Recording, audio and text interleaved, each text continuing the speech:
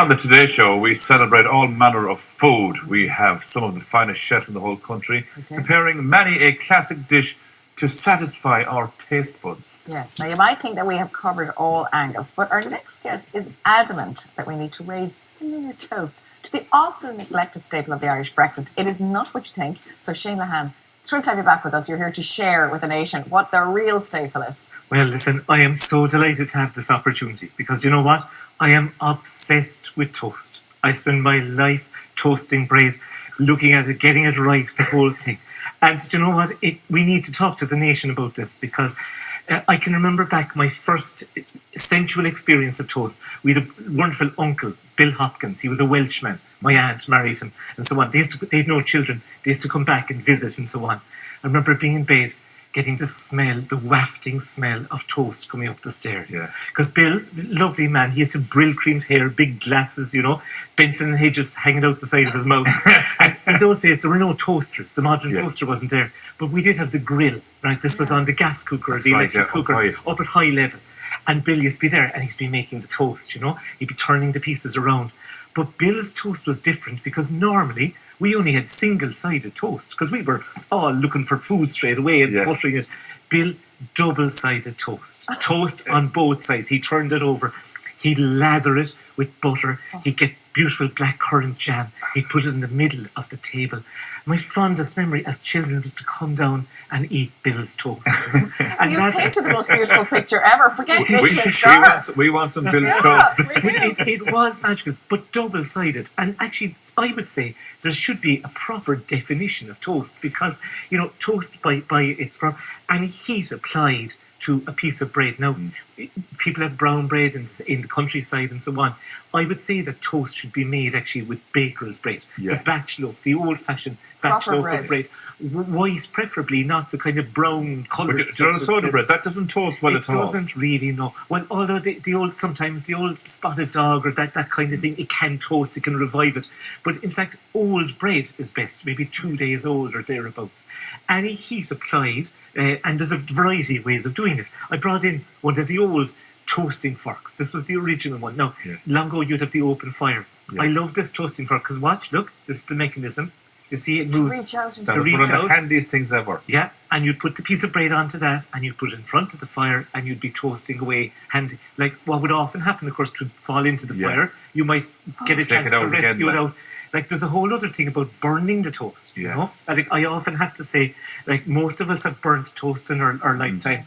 And there's the kind of idea, you might be so hungry, you say, it's not that bad. Would you be scraping it off? Over to the sink. You go over. Didn't have loads of other bread. So you'd have to do it. Over to the sink, and you could take off big lumps of charcoal off the side. But what would happen is you can never clean the sink afterwards. You never notice that. Whatever's in the... But the charcoal went to the bottom then as well. That's it. And you know, that's fine too. Did you toast bread by the fire? No, but because we did. But we didn't have one of those. But I remember the top grill thing on the cooker, on the gas cooker. And Shane is so right, and I'd forgotten all this. I never had double-sided either. No. It was just one side though, because obviously, as Shane said, we were all looking for food. Because we had one of those grills as well, and I remember my father used to have meat cooked on that grill as well, and when you put the toast on, you get the flavour. You get the flavour of the meat through the toast as well for breakfast.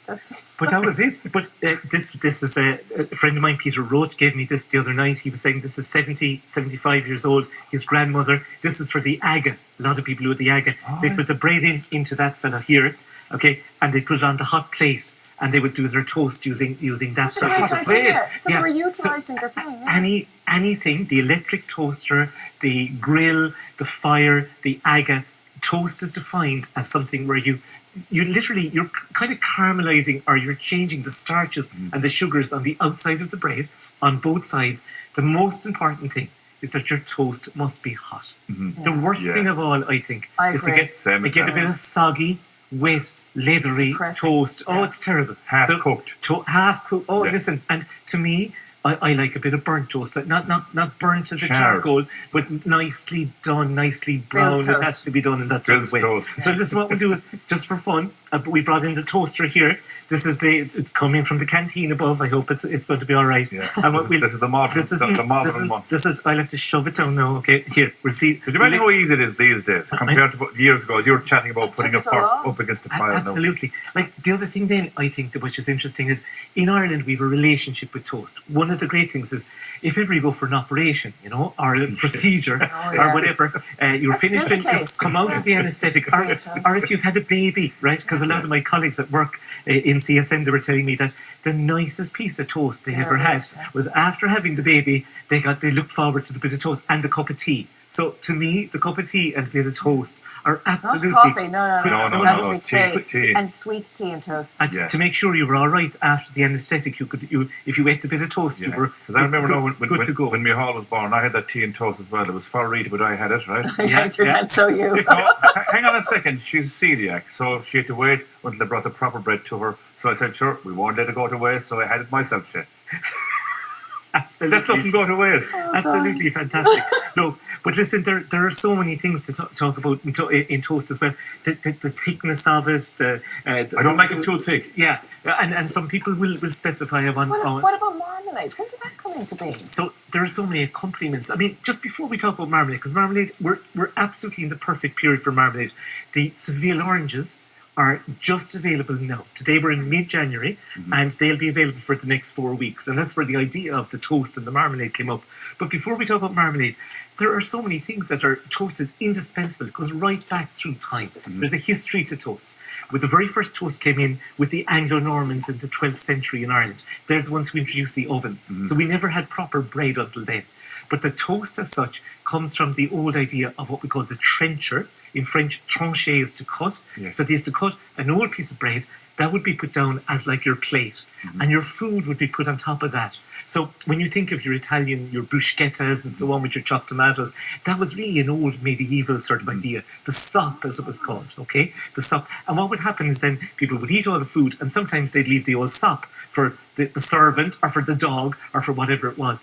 They'd often toast that. They'd put it back into the oven, apply heat to it to make it quite firm and hard to keep it solid. So toast goes back into that. But there's a great, before we talk about marmalade, I want to talk about marmalade. Don't let me go when I talk about marmalade. But the great one is this. When we toast people, and I was saying, is there any connection between toast that we eat and I'm just smelling And the cheers, toast? The toast is coming up here now. If people can smell that. This smells lovely. And cheers. There is a thing called toast water, and a number of the food historians have come up with the idea that long ago, when you wanted to have a healthy drink, you would soak barley, you get barley water, you would soak oats, the cereal, the starches that come out, we get oat milk as we call it today. There was also a thing called toast water, where you would literally take a piece of toast, you would soak it in water, you take out the piece of toast, strain it, and to offer health and to rejuvenation, the starches going in, the nutrients going in, would come from the toast water. So it makes sense that when we were toasting someone's health, and think, what do we say? Sláinte, or santé, or good health, comes from the whole idea of the toast water. Yeah, no, it's one suggestion. It's probably not totally accurate, but I think it's interesting. It certainly is interesting. So the other thing is the marmalade, because I think the accompaniment to toast has to be marmalade. I was looking up the etymology of marmalade. It's a funny word. They often thought it was either Marie Antoinette or Mary Queen of Scots. It was a remedy to cure her. Marie Malade, marmalade comes from that French sort of term. But in fact, really the marmite was the big pot for boiling stuff. And people used to boil all sorts of fruits long ago.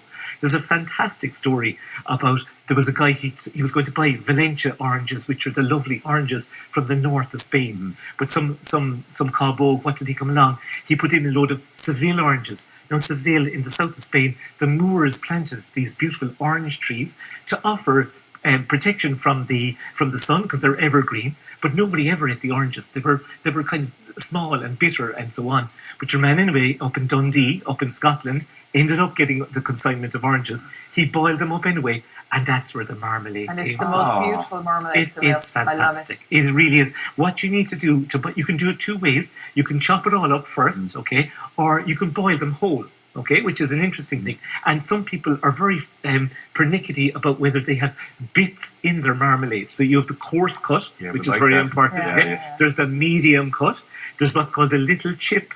and then there's called the jelly. Okay, jelly. so you have all those, and you nearly could do a sociological study on people who are what colour their toast is. That's not burning at all. I better check The it out toast here is taking a now. long time. I think that's just right. Perfect. No, that's a lovely piece of toast. Now Lovely, that's okay. what you need to do now is you need to keep it for about 30 seconds. You don't butter this now yet, okay? Really? Oh yeah, because if you butter it, the butter will crush into the See, I butter So it it's like straight away. same as that, but so it's Yeah. like a steak. You leave it rest. Oh, absolutely. Leave it rest now for about 30 seconds or thereabouts. I have a special I love that buttering I knife. found one of those at home. I didn't know what it was in Oh, the island yeah. over Christmas. In the French, these are called tartines. Tartines, especially for buttering. You want some good butter. And the most important thing now is Look at the butter. forget about the cholesterol, okay? Lash it on. That's the most important thing. I agree. Yeah. And you It's soft as Shane is there, You have a room butter pan at temperature. home, Maura. A Can- butter Yes, pan. I Can- do. We've Same a as good that. few of them actually. Yeah. Yeah, Can you hear the sound? we can.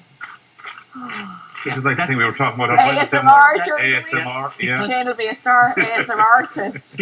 Because what happens is toast fulfills all of, like, toast isn't a blank canvas. Toast has the crunch, it has the mouthfeel, it has the aroma, it has the taste, right? But not only are we going to put butter on it, we have a choice here of the Seville marmalade. Seville marmalade, if you're, God, the butter is There's going lots all of over the butter place. there. So, yeah, oh, you need the butter, right? No, just to put that film on, then you Seville have... marmalade, Do definitely. you leave the butter there for a while before you add the rest? Or do you go straight away? I'm now conscious of it being hot. Okay, It needs to be hot, okay, okay? okay. So we're going to put on the marmalade now, right, onto here. Now, this is Seville. It's slightly darker, what they call the tawny marmalade. Tawny means, because it was all about sugar. Like and the tawny port, is it? Yeah. yeah, availability of sugar. It's very dark, okay? You spread that out. You spread it out into all the four corners. And then this is very important. For me, this is very important. The way you slice it. There are people who slice it Like in squares, triangular, yeah. but I think the triangles are important. And Okay, why? I have to go back I tell to you, the triangles. for me, the nicest part is the top part of the loaf, right? yeah. That's the crunchy part. That's the. Can Would I you have not save that to last? no, can I have a bite, lads? I'm Walk sorry. away. No, You I can can't. have the You bite. talk away amongst yourselves. See, now. the way he's going straight for the crunchy bit. I leave the crunchy bit till the end. I go for the other side first because that's the nice part of it. Yeah, I'll be saving the best for last, kind of. Yeah, Shane, I'm salivating. Shane, we have to park you because we've got to get some toast. It's been a sensual, scintillating experience is all I have to say about this. Thank you so much, Shane. Thank you. Thank you. We always love having you on. And he was kind of getting a bit vexed there in the beginning about toast and we weren't taking it I'm seriously. actually quite overwhelmed here. The whole thing is just this experience has been too much. Now, still to come, lies and secrets, and it's all about Smother that returned to our TV screens last Sunday evening. That's absolutely right. The matriarch herself, Dervla Kerwin, is here.